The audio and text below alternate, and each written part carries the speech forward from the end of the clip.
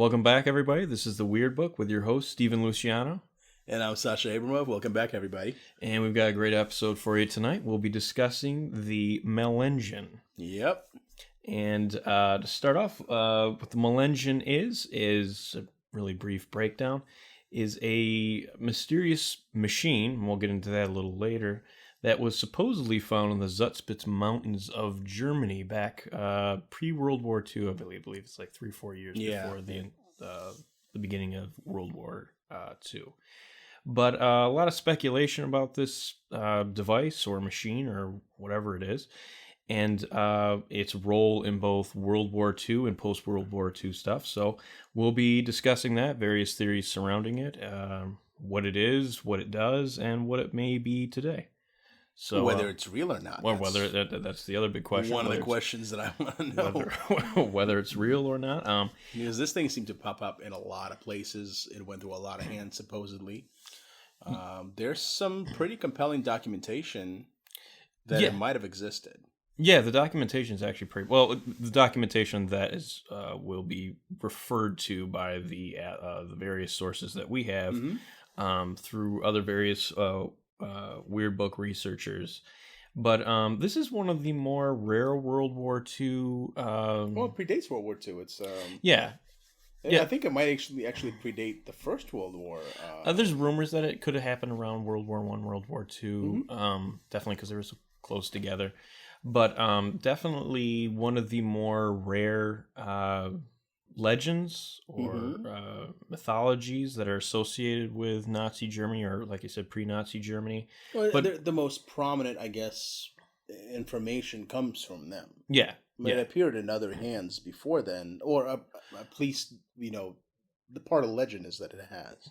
Part of legend as the what we'll be discussing today is the most prominent version, which is that its first appearance was on the top of the Zugspitze Mountain in Germany, and that's where it started. Now there were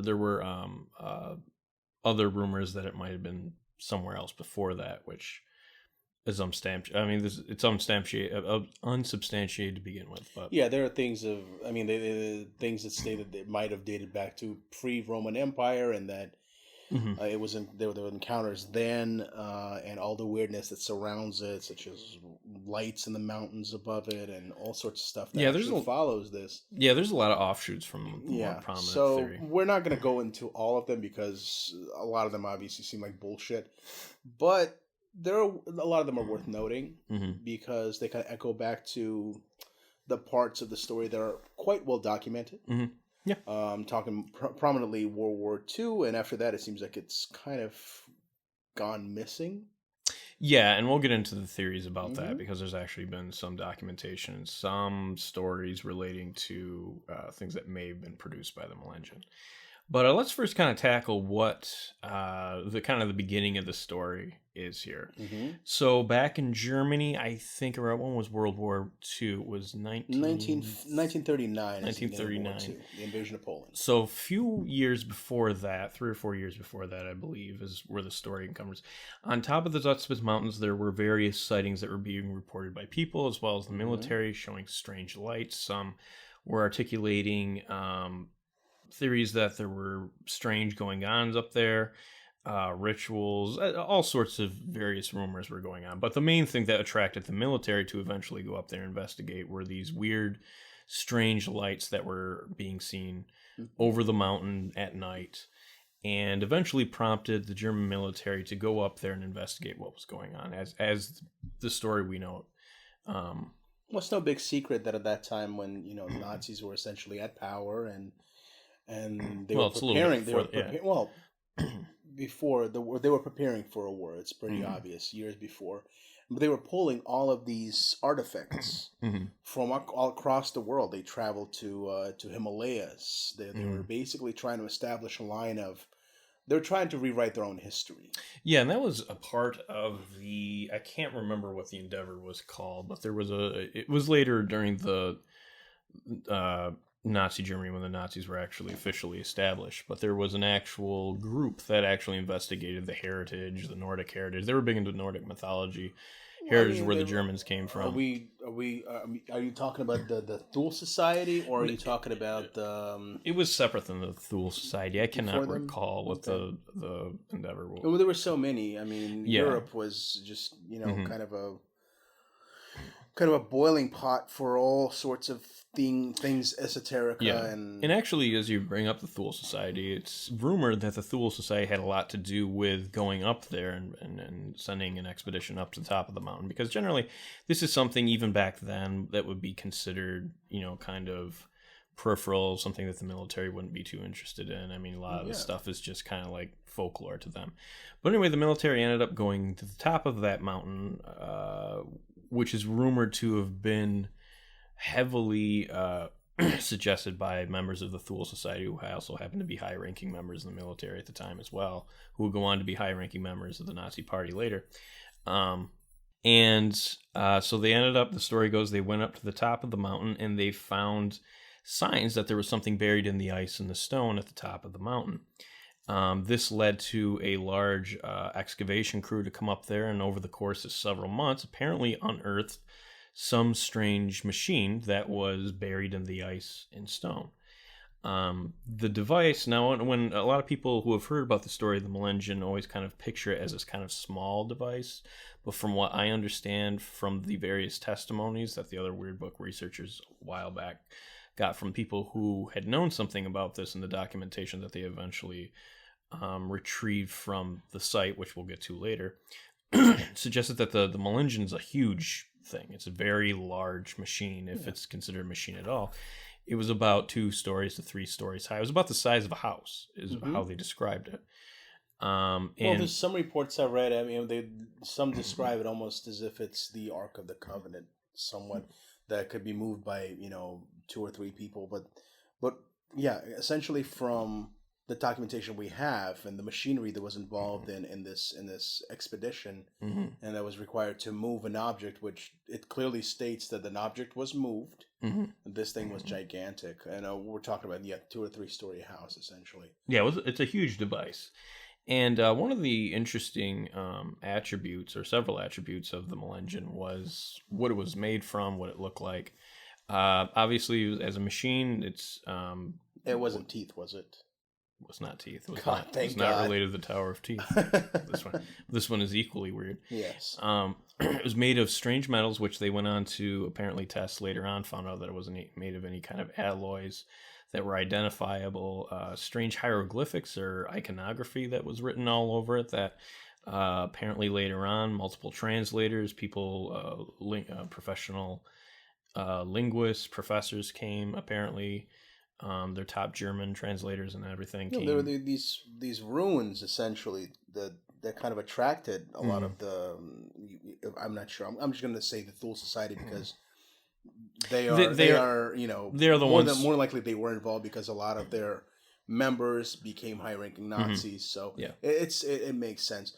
But in the mountains, as far as what I've read, was the fact that they were finding how they encountered the Melengen, apparently not just from the lights that were above, but they were following these guiding stones that were basically placed everywhere in the mountains, and they could only be seen when the actual snow started melting, the ice started melting, and these stones would start.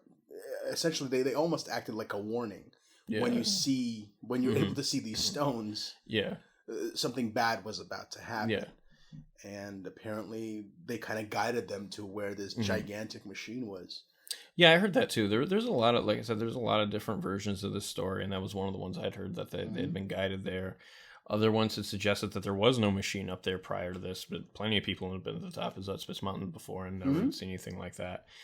Which is weird because if whatever was displaying the lights is what caused it, the thing seemed to have been buried there for years. Yeah, it's a well-traveled alpine region, essentially. Yeah. The people have skated on and the people have climbed, and it seems like, either this particular peak was not Mhm. examined or thoroughly Yeah. visited, or this thing just appeared. Yeah, because from the documentation that they're referencing is that it looked like it had been there for many, many, many years. Like it not fossilized necessarily, but it had been there for a long time.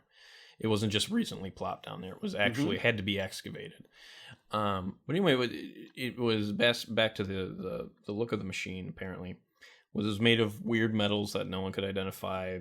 Writings all over. But the really interesting part of it is, and this goes back to the creepy part that might be the equivalent to the Tower of Teeth, is that it was also considered biomechanical. It seemed to display, according to the documents, that it seemed to breathe at times, that it had vanations, even what seemed to be organs and semblances of biology, that's and bones, which was really bizarre. They said it was kind of an intermingling of what seemed to be machinery and biomechanics, some sort of biomechanical thing, which is really, really, really bizarre.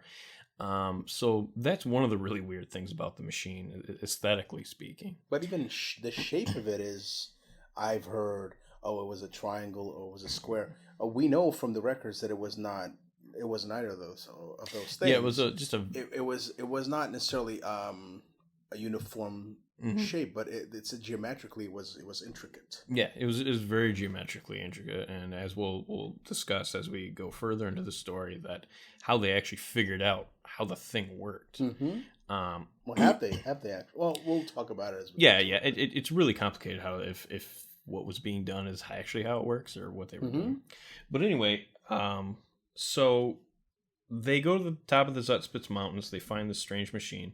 They excavate it, and then the rumors kind of go to that it is then shipped to somewhere in a secret laboratory, apparently under some mountains in Bavaria, where they then start to conduct their experiments. And apparently they've got top German scientists specifically, to come in and start doing the research. This is something of national security, I imagine. And then they actually end up, again, from what's reported by the people who had seen the documentation, that there were several members of the Thule Society, high-ranking members in the German military who were associated with this project. Well, prominently, it's Rudolf Hess, who was Hitler's, basically right-hand man, but he was very much known for his esoterica. He was famously shut down above England when he decided to fly. You know this story. Yeah, it's a really bizarre story of him. Yeah. But he's out of the high-ranking Nazis, he's the one that's mostly associated with Mellingen. Well, him and another notorious figure who didn't quite make it to the. He wasn't technically considered a Nazi because he never made it to that point, but he was definitely part of the Thule Society. He was one of the most notorious members. Well, I would say notorious. He's simultaneously one of the. He's not very well known, but in those circles where he is known, he is notorious. If that makes any sense, was Heinrich Elvichstein, and he was known to be part of the Mellingen project very briefly, which we'll get to. But for those who are unfamiliar, and this is kind of a necessary segue, is because it is associated with this kind of Nazi lore mythology and the association with Nazis and the occult. Just a little bit of a brief history that Nazism has been associated with kind of these groups of the occult, one being the Thule Society, which was the Frill Society. There's the what's it called? The Frill Society. Is it the Frills or the Trill? I don't know how you would say that. It's Germanic. I cannot remember. The Vril, that's what it was. Vril Society, which was based off an anonymously published book that was fictional, but for some reason, some of these German scholars and high-ranking officers consider it to be kind of occult gospel, that there was this type of energy, Frill energy, that could be utilized, and it was about people who lived under the earth. Yeah, the way they justified it was the fact that it was inspired, almost a prophecy. Yeah, it was was written down. Oh, even the origins of the name. Yeah, Mellingen it comes from fictional writing. Yeah, but it comes from a.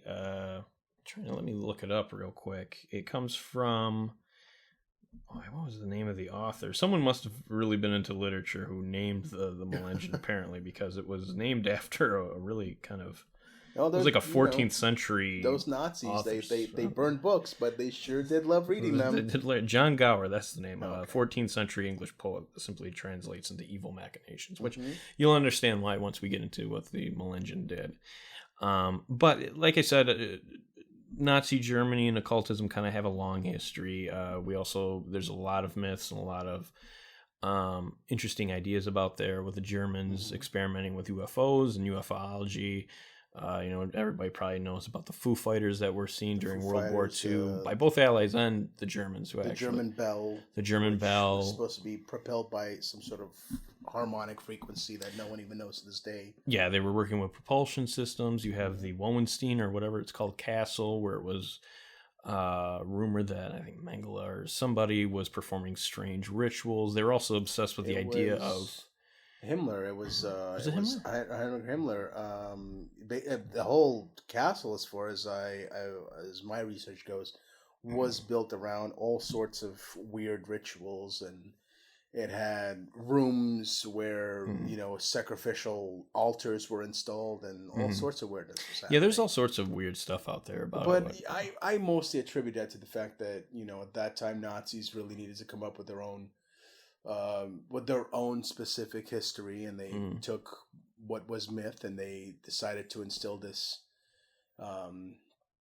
sort of realness to it, of reality, and so that it would give them, it give their horrible deeds validity, and they could just basically state, well, we are above everyone else. Exactly. We are the Uberman, we are the super people, and we're allowed to do what we're allowed to do. So that in order for them to justify that, they had to come up with a history, something that entitled them to being able to do that. Yeah, and there's a lot of stories speaking about their obsession with the dead, their obsession with making an immortal man, or the perfect soldier, the perfect human being. What was that?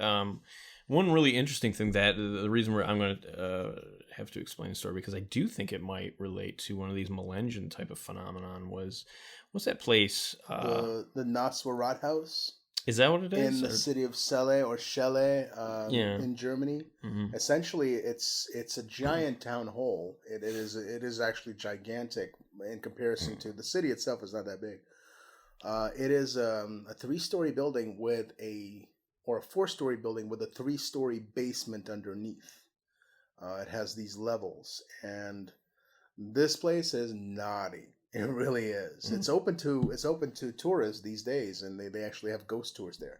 But what is kind of the legends around it, and there are plenty of legends, but there's this one factual piece of history, is that when the Germans were retreating, they were burning a lot of documents, and they flooded the 3 levels of the basement, and they cemented the walls. Not the wall. They cemented the entrances to the basement.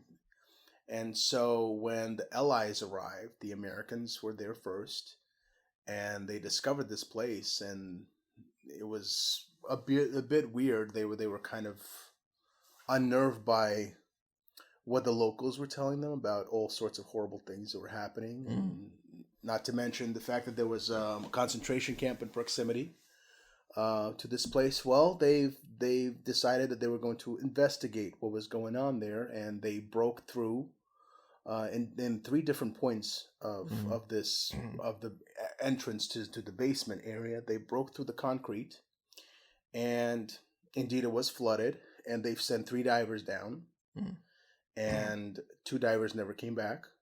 They were basically their guiding lines were disconnected. And the one that came up was alive, but he was essentially almost traumatized to a point of insanity. And when he finally came to his senses, he basically described as how he basically made it towards the end of the first level of the basement, and he entered this room where he found these people have been bound to chairs and tables,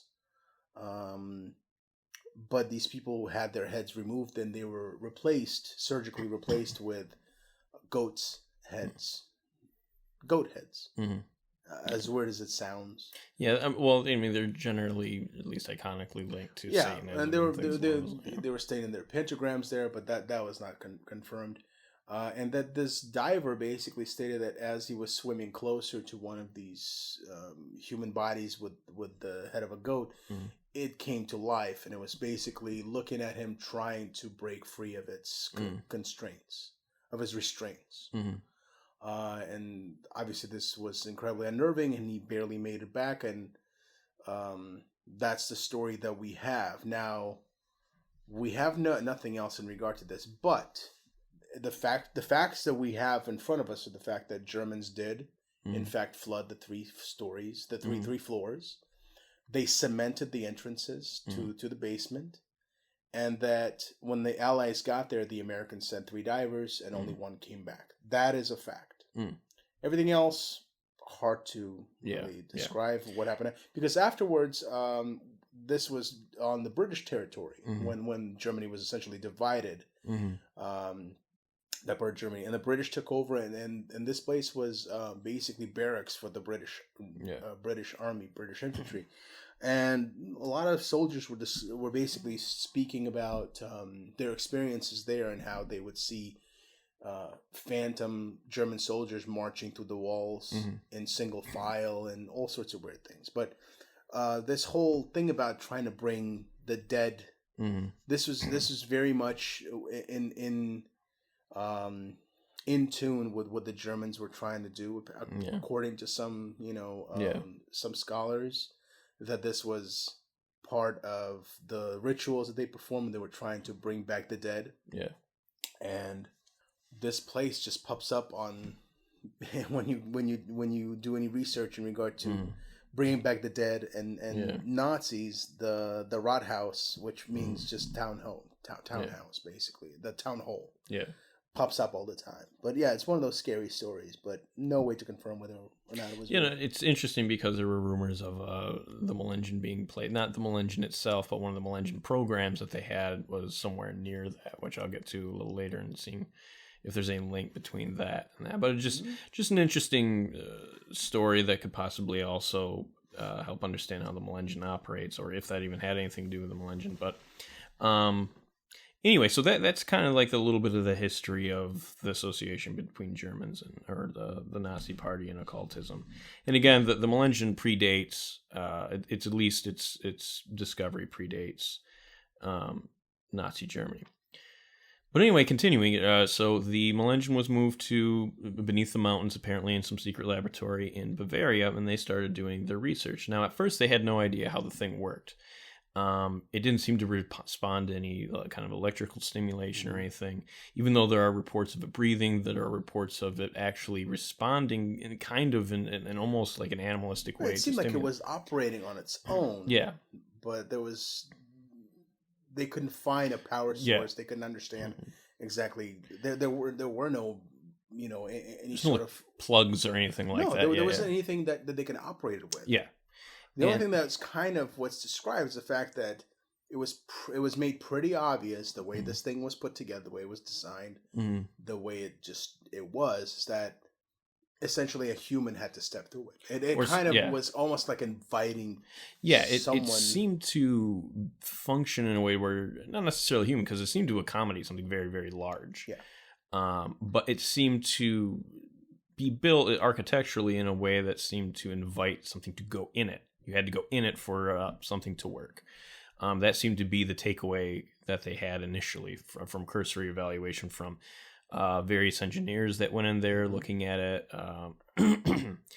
Also, the top engineers in Germany at the time, or some of the top engineers in Germany at the time, seemed to be working on it, as well as people who were associated with the Thule Society, as well as Heinrich Alvigstein, who was involved in the early. In fact, he's the first one who have ever gone through the Melengen.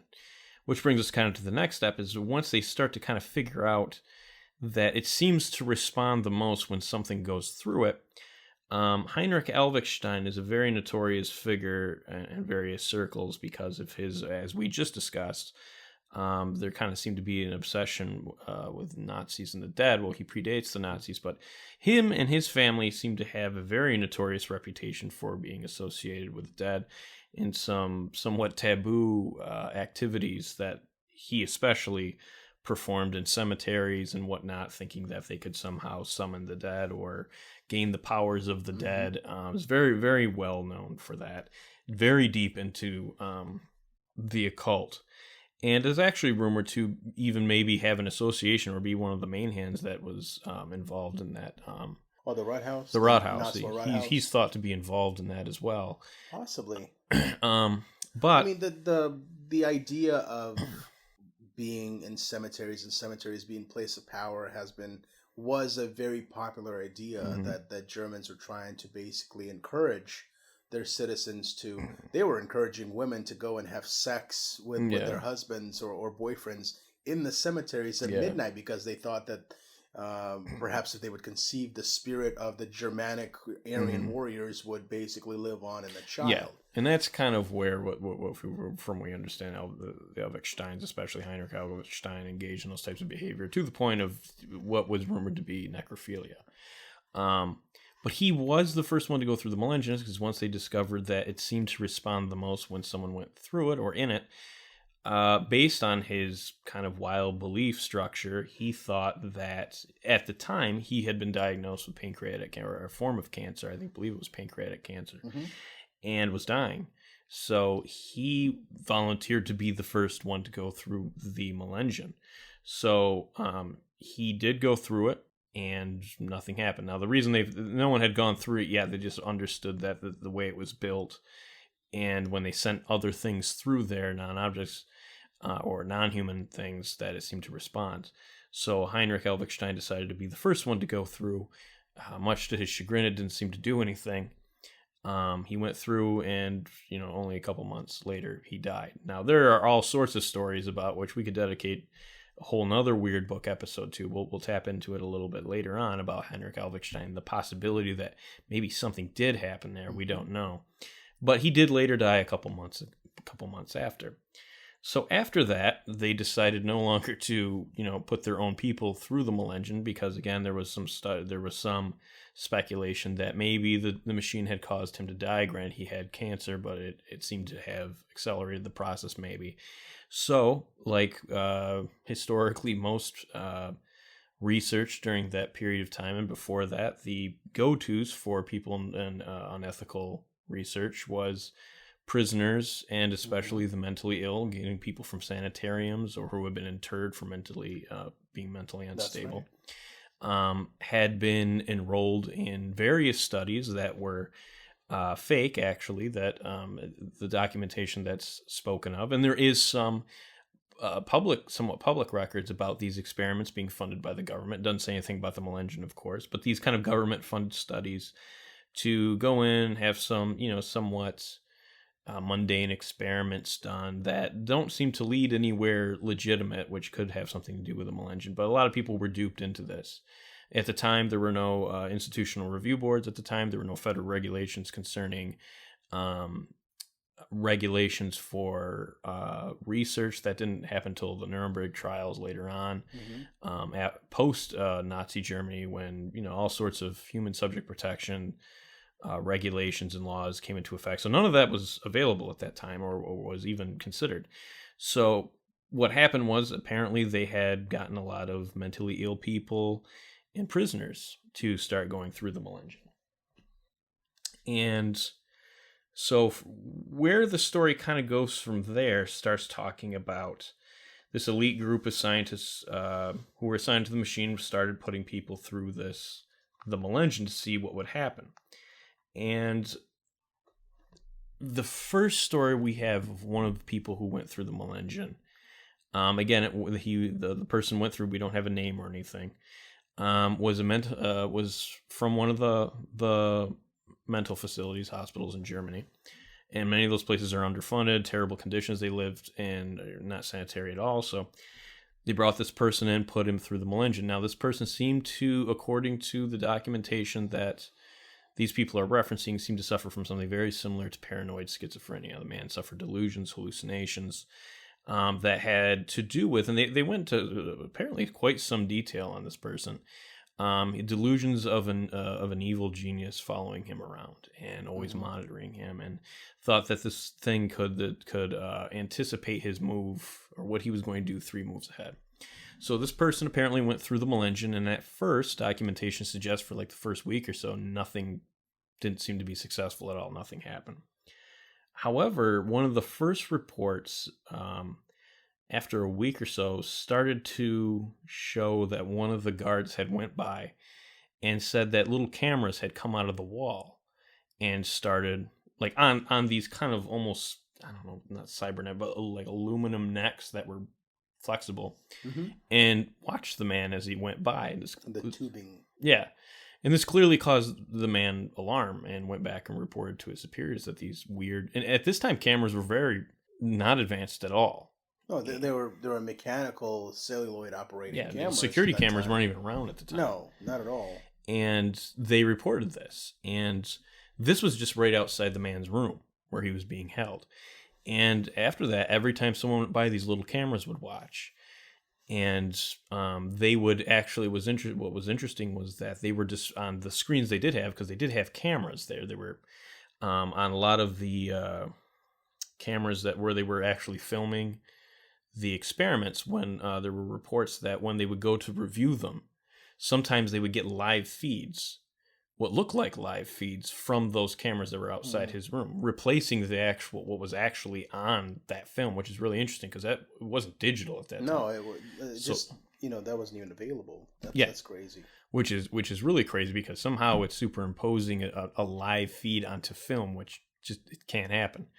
And that was one of the starting things that they found with this guy. Apparently, other things, they had brought in psychologists, therapists to come in and speak with this man to kind of psychoanalyze him. And many of the reports said that the psychologists ran screaming or were deeply disturbed that this person knew everything about them, had known what they did the previous day, knew what they were going to do, would break them down psychologically. A lot of them wouldn't come back. Other times there would be other reports suggest that little notes would come out from under the door that would tell the guards, who weren't supposed to have any access to confidential information, would divulge confidential information that there's no way that guy could have known. Other things, superior officers, he would just reveal secrets to people, all to the guards and everything, which was causing the worst nightmare. His worst nightmares, essentially, kind of just manifested themselves onto those around him. Yeah, it's almost like it seems like it almost externalized his disorder almost in a defense mechanism type of way. It seems like from these reports, and these people, they're not mentioned by names. They all have monikers. They all have pseudonyms. There's a sad man, or what else? Yeah, there was also a man. So after this guy, and they don't really ever report on what happened to these people. No, assuming they were eventually. We have no idea. We know what happened to one of them, which was the. I'll get to him in a second, but there was also a man named the Sad Man, who, again, and the reason these all have associations with clinical disorders or mental illnesses is because that's where they drew the population from. There was also a man they simply called the Sad Man, and that he seemed to suffer from clinical depression. And when he went through the Melengen, there just apparently seemed to be this kind of almost malaise associated with the rash of suicides that followed. Yeah, there was a huge rash of suicides that they found with not only the guards, high-ranking officers who even went in near proximity to this guy. They would also report high levels of depression. Like you said, there would be suicides. One man cut his wrist, another one was found hung himself. Several of them shot themselves. There were also sporadic bouts of crying. People would suffer from traumatic memories and stuff. Maybe the Sad Man was just a really bummy person. Maybe you just bummed people. I always tell a sad story to everybody. And you just couldn't help but feel bad for the guy. Oh yeah. It's like, but I mean, that's what we get from the Sad Man. From the Sad Man. So there's no conclusions to what happened to him. The one man that they did apparently terminate, which was because he was causing serious disturbances early on. And these are the early experiments, by the way. There are several more that took place later, which was I can't remember Well, my favorite is the woman that they brought into a town. Oh, that comes later. That became that's in one of the books. But the other man who was stored there soon after, because a lot of these people were sent in sequence. They sent one week and then another one week, so they had a storage unit essentially full of these people, which is one that at the time they didn't call him the OCD man, but he essentially is the OCD man. Is that there was a man who was suffering from obsessive compulsive disorder, like issues, where again he would have to normally perform certain rituals in order to avoid certain certain beliefs that he would have. Like, for instance, people with OCD will wash their hands they have to wash their hands so many times or they think they'll get a disease, or flip a switch 5 to 10 times because they think the house is going to burn down. Well, apparently this man went through the Melengian and he became a very big problem because he was restricted to a room, but his rituals, the rituals that he required, some of them needed to be outside the room. And if he did not perform those rituals, what the actual thing he feared would happen.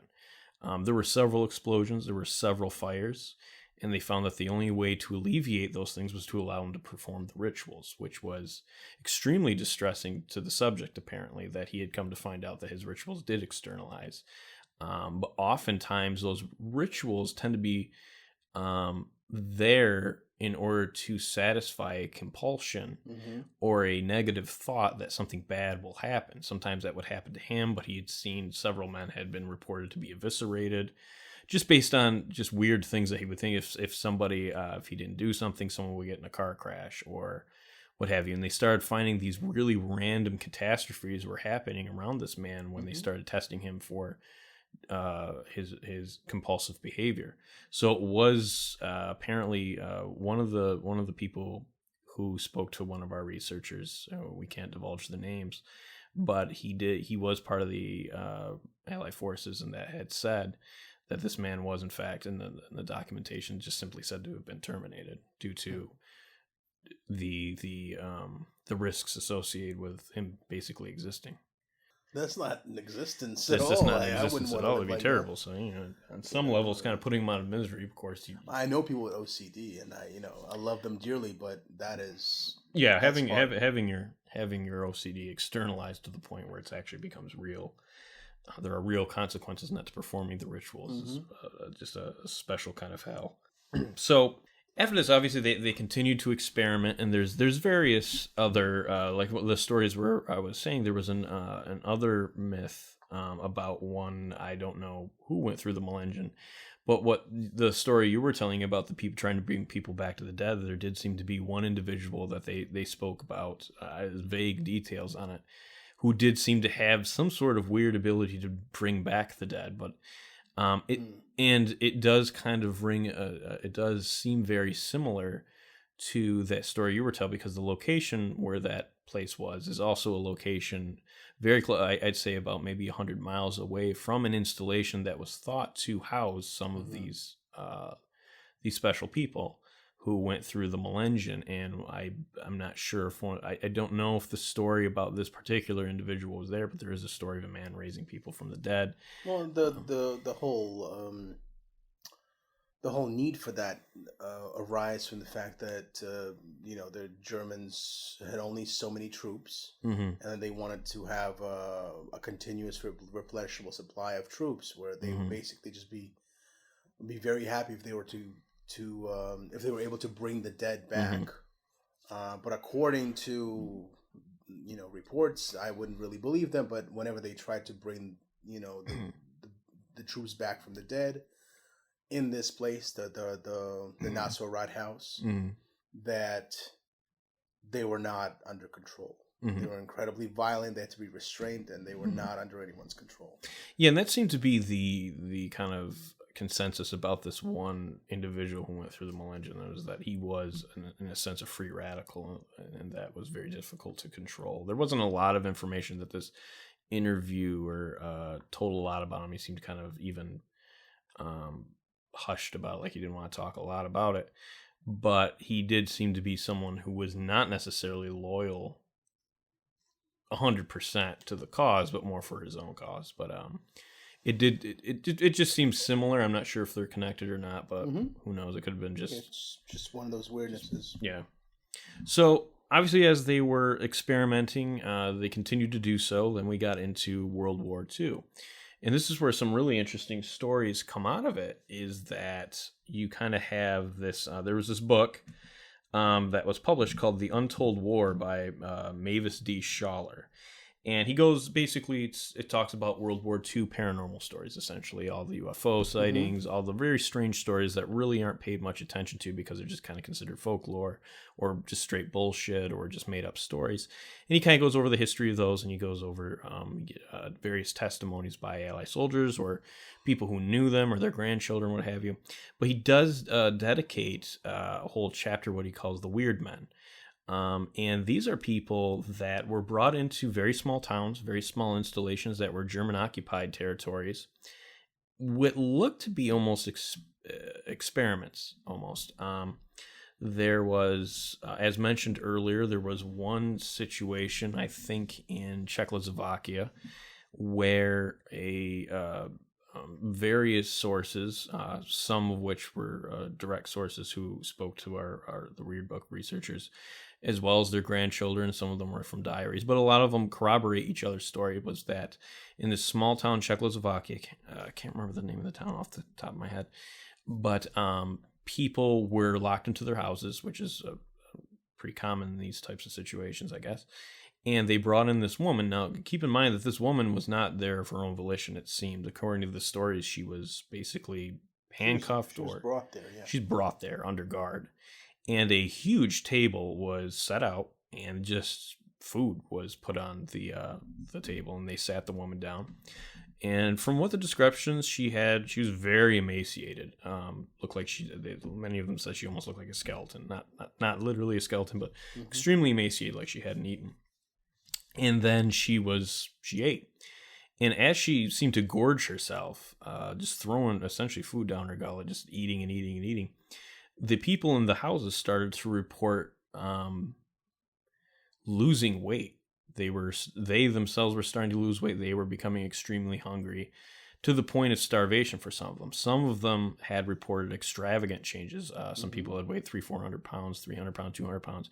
Had in the course of 10-15 minutes, as this woman ate, became slimmer and slimmer, to the point of some of them had emaciated. Some of them were screaming from hunger pains. Many of these people in the house, some of these people in the houses died. Children died. Children died first. Died, yeah. They're becoming emaciated. They atrophied. And from what they could understand, the people had literally starved to death, who weren't hungry at all at the time. And many of these people died in the houses. And then after about, I think, 30 or 40 minutes, they told the woman to stop. She stopped. And as she ate, she didn't get any bigger. She just ate a lot. And when she was done, they packed her up and they left. And I think the body total was 30 or 40 people died during that particular experiment, is all I could call it. But they died. Every single one of them who did die died of hunger, died from lack of nutrients, died from they were emaciated. Some of them were reported just being almost skeletal, skin and bones. That was one of the. I wonder how the soldiers that brought her in survived this. That's the other thing. I'm not sure if it's targeted, or if there's no description other than that the woman was forced to eat, and the. Because it seems like it affected pretty much everybody in town.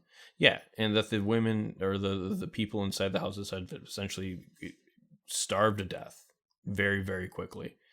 But there's no reason or logic or anything like that tendered to explain how it was done. Another story, again, I think this one was in Hungary or somewhere. I'm trying to remember where it was. I think it was Hungary. But where, again, people were locked into their houses. But this time, the Nazis were bringing in this really strange individual that, again, through the testimony and the various correspondences and diary entries, journal entries, had said that he was very squirmy, very upset. Again, he was being almost held hostage by the Nazis and was being brought house to house. And all that they would do, they had him in this weird chamber, apparently. And the Nazis were actually wearing almost what sound like, the way they describe almost things like hazmat suits. But they would simply whisper to the guy and say things like measles. They would say things like bumps on the skin, rashes, burning. And as they told this man, he would start to scream, apparently. And then he would, the eyewitness reports, and like I said, the journals reported that he would actually manifest the symptoms. And what they would do is they would either, at that moment, they would open up the chamber just to allow the guy air, or they would actually put through a specific tube in his chamber, they'd draw blood from him, and then they'd inject somebody with it. And he'd used to go to house, but they would use different adjectives. And one, they might use burning sensation, and the other one, they might say something a lot about bumps on the skin or rashes. And then each one, he would almost, it seemed like based on what they were telling him, he would manifest the symptoms. He would actually genuinely manifest some disease. It's like a living biological weapon. Yeah, and they would then test it on the people to see what the effects were. Wow. And they would kill entire houses, according to that, and just using this poor man. And it's interesting to read the journal entries in it because none of them held any kind of ire or any kind of hostility really toward the man. He's just screaming the entire time. Clearly, he was being held against his will. But the Germans and the Nazis were essentially using him as some sort of weird vector of disease by simply suggesting to him these diseases. And it's kind of hypothesized that maybe because the interesting thing was there were places in Nazi-occupied areas that did seem to have signs of biological warfare when biological warfare really wasn't a big Well, I mean, they had spikes of these diseases that would only affect that region, would be very unlikely. And some of them were never identified. Some of them were just exotic diseases that no one, they were just considered pox strains that hadn't really been known very well, or flu strains or what have you. It's just interesting to hear this story along with these weird strains that happen in these little villages that not a lot of people know about, that were considered kind of like the beginnings of biological warfare or gas agents or something along those lines. But this kind of gives a new kind of explanation about this living man who seemed to just be a vector of varying diseases depending on what you told him. So a hypochondriac of some sort. Yeah, that's what it almost seems like. It almost it really does make sense because they were taking from the mentally ill population initially, and it's almost like this guy you could just tell him something, he would just almost act like a hypochondriac, except a hypochondriac could have manifested symptoms. Really bizarre. I believe there was another instance. Oh, there was another man that was really bizarre as well. Who they said was just, if any of them were, this person was shackled as well. I mean, handcuffed. He was actually in a little machine. He didn't walk. They actually almost had him laying down in this machine, and apparently they had things over his eyes, and they would click a button or something like that, and the little flaps would come off from under his eyes. And they called him the I don't know, there's just a name for him, annihilator gaze or something, or something along those lines. But that people who saw him said he didn't have any eyes, but instead of eyes, just these kind of dark hollows. But apparently what he looked at just disappeared. Not destroyed, not blown up, just literally gone. Whatever it was he looked at. And again, taken back, what didn't seem to be there of his own volition, just used, left. So there's a lot of stories like that. Even on the Allies, there's stories of... there was one platoon that described a man who was covered in a cloak, where they said when he walked, it sounded really wet and squishy and things, and that if he looked at you, your insides would turn out. Really, really weird, bizarre accounts like that. It's like the worst group of X-Men ever. Yeah, it's really bizarre. It's just horrible things. And these are some of the war stories that are associated with these in this chapter written by this author called The Weird Men. And they're not explicitly associated with the Melengen. That's the thing. He doesn't mention the Melengen. I don't even know if this guy knows about the Melengen. It's just odd if you take a look at those initial Melengen experiments, and then since they're so close in time, And then, all the things we heard about with human experimentation, them trying to make immortal men, trying to make this the Ubermensch or whatever. And then you've got these other stories that sound strikingly similar to the types of people that the Melengen was producing. So, and all through that history, all through those years, the Melengen somehow seems to be popping up here and there. Yeah. So post World War II, this is where it kind of comes into how we have all this information. Apparently, there were people in the know, people who understood that there was some sort of machine, or at least rumor of machine. And the Allies apparently found the installation. It's vague on details of how they found that, but it wasn't actually just the Americans. It was the French. It was the Americans. Well, no, they followed the British, a lot of the reports. I mean, the Germans were incredibly good at keeping records, and yes, they tried to destroy them, but they were just not successful. They just did not have enough time. As they were retreating, they just could not destroy everything. And through some of the records, we find Melengen is not necessarily mentioned by name, but certain scientists, certain groups keep appearing in certain places where a machine that is quite like the Melengen is described. Yeah, and that's where we start to get into the more current idea of the Melengen, in the sense that after the installation was attacked, that's where they found all the documentation. That's apparently where the Allies found the machine. That's where they found supposedly remnants of the Melengen in the form of subjects who were still alive, still there. But then that's where it cuts off. The people who spoke to us said they were very quick after they had cleared out the place. All non-vital personnel, including the actual combatants, were sent off until then higher military ranking people came in. So it's unknown what they did with the machine. It is interesting to know that this was a Allies-led attack, meaning not just America, Russia, Britain, France were involved. And if any of them have it, I can't imagine they just left it or they put it back on the Mountain Zutzpitz or whatever. Someone must have it. And well, I mean, there were reports everywhere. I mean, there were reports that the Melengen was packed up before the Allies got there, that it was transported to Italy, and through Italy, it was basically shipped to South America, along with some other Nazis through the Odessa files. Then, I mean, we have the most, I guess, the current theory is that is in the possession of the U.S. government, that it was shipped out back with the GIs. At the end, I mean, I think it says that it probably left Europe. Probably left the European coast sometime in the 50s. But we really don't know. Yeah, we really don't know. We have bizarre stories about. There's one really interesting one about again, someone who is supposedly in the know in the 60s and the 70s, many years after World War II.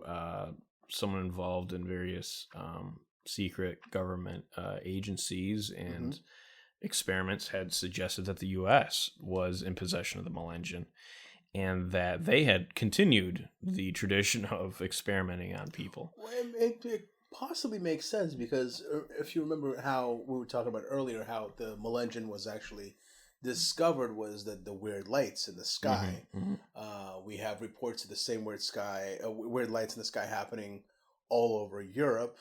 We know them as the Foo Fighters, and those are some of the earliest, best documented cases of UFOs that were happening. And then a few years later, after the World War II, you get the flying saucer reports that were happening in Mount Rainier, and Mount Rainier is known as supposed secret military base somewhere within the base of the mountain.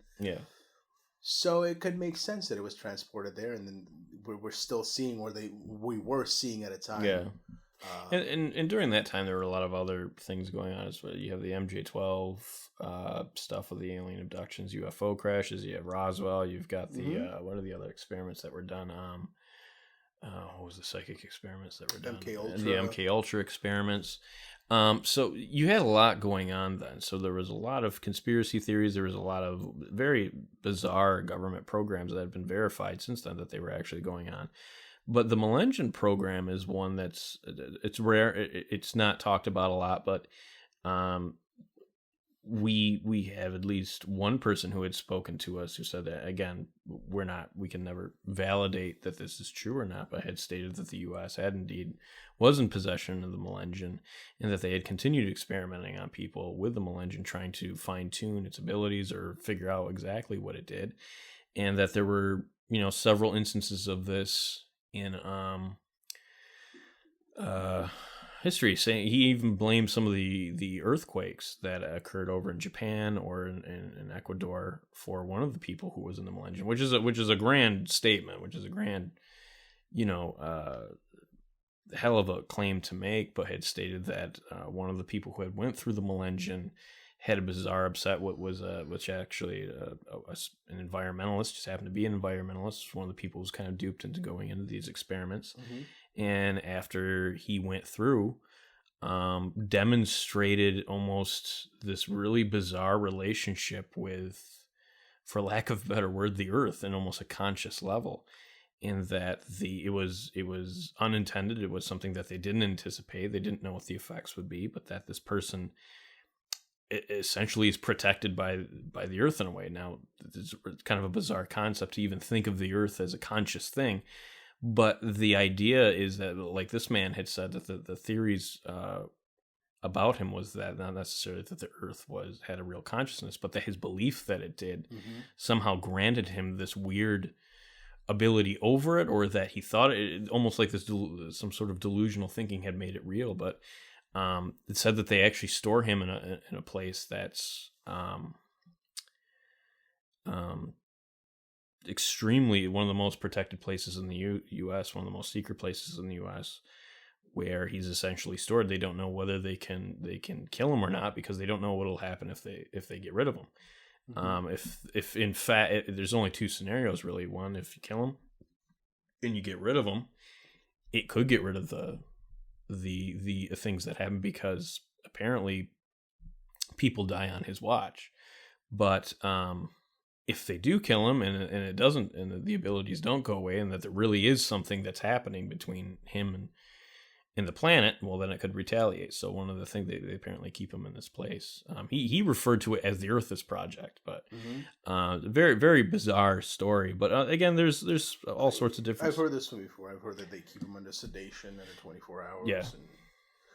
And, again, that's not something that we can prove anyway. But there's rumors of flying people with really strange abilities, really strange things, and they're never like comic book abilities either. They're just very bizarre or just grotesque. Yeah, I mean it can be. You can understand. You can draw the parallel to why the governments around the world would want this thing, because it could be easily weaponized. Well, in theory, you would think it could be easily weaponized, but it doesn't seem like it has been working out so well. Yeah, and that's the interesting thing, is whether they're even using the thing right, or they don't know how to use it, because it seems to be a piece of alien technology, which kind of brings us to our conclusion here, is to the ultimate question: what the hell this thing is?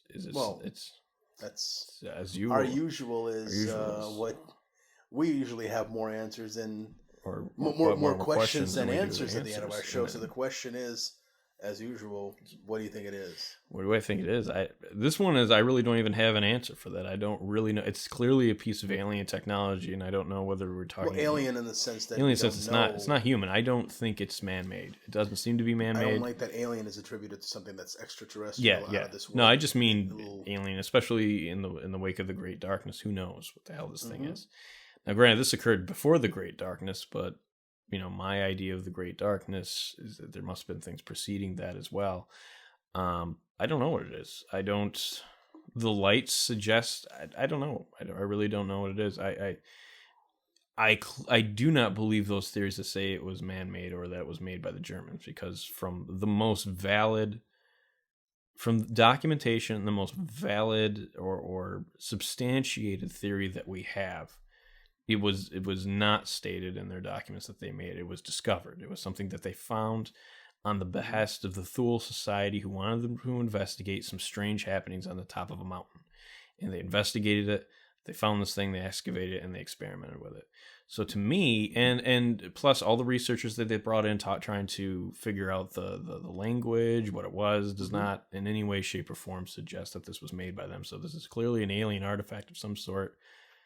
No idea where it would come from. Don't know what it is. Apparently has some sort of ability to change people.